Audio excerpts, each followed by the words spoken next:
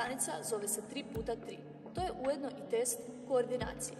Cilj je u što kraćem vremenu savladati stanicu na način da zaobiđete središnji stup s desne strane, nakon toga dolazite do prve prepreke koju najprije morate preskočiti te se potom provući ispod nje. Ponovo zaobilazite središnji stup s desne strane, dolazite do druge prepreke koju na isti način savladate. Nakon što ju savladate, zaobilazite središnji stup i dolazite do treće prepreke koju savladate na isti način.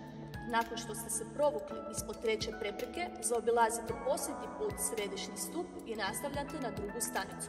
Prepreke preskačete jednonožno ili sunožno, a provlačite se ispod prepreke četveronoške na način da su prsa okrenuta prema tlu.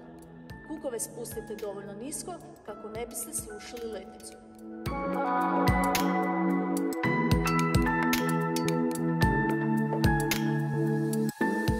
Ovo je stanica broj 2 na kojoj se izvodi sunožni preskok, potom marinac na način da se spustite prsima na tlo, ispružite ruke iznad glave, nakon čega se ustajete i isti zadatak ponavljate 10 puta. Prilikom savladavanja stanice pazite na disanje i pokušajte zadatak izvesti što brže.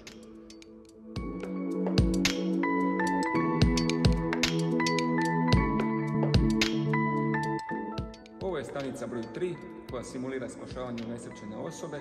Cilj je doći do vreće, s obje ruke ju uhvatiti za predviđeno mjesto, te ju krećući se unatrag vući zadani dio puta. Oko čunja, potom natrag do početne linije.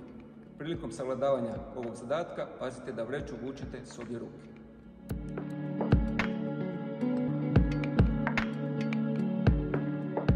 Četvrta stanica je bacanje medicinke. Dolazite do prve medicinke, noge postavljate u paralelni stav, na način da je medicinka između nogu. S obje ruke uzimate medicinku te ju podižete iza glave, nakon čega slijedi zamah i izbačaj s obje ruke preko linije koja se nalazi na udaljenosti od 5 metara. Potrebno je prebaciti 4 medicinke, a kod savladavanja opterećenja, odnosno bacanja medicinke, radite izdisaj radi lakšeg bacanja medicinke preko određene udaljenosti.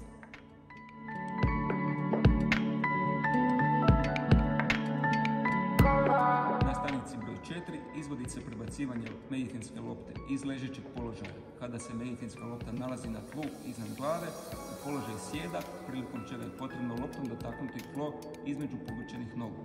Zadatak se izvodi 10 puta. Pazite da prilikom svakog ponavljanja loptom dotaknete tlo, kao i da zadatak izvedete što brže.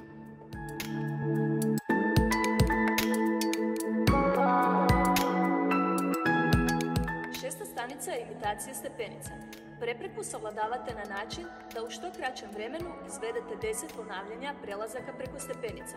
Potrebno je sunožno ili jednonožno nagaziti na svaku stepenicu, a tlo je obavezno nagaziti s obje noge.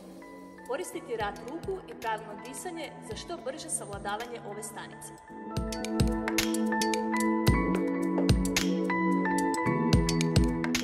U posljednjoj, 7. stanici poligona prepreka, cilj je kroz trčanje i slalom trčanje, uz promjenu smjera kretanja, savladati se ukupnu dionicu od 55 metara, u što kraćem vremenu. Ovdje se radi o testu agilnosti koji osim svojih karakteristika traži koncentraciju, budući da se radi u posljednjoj stanici na poligonu prepreka.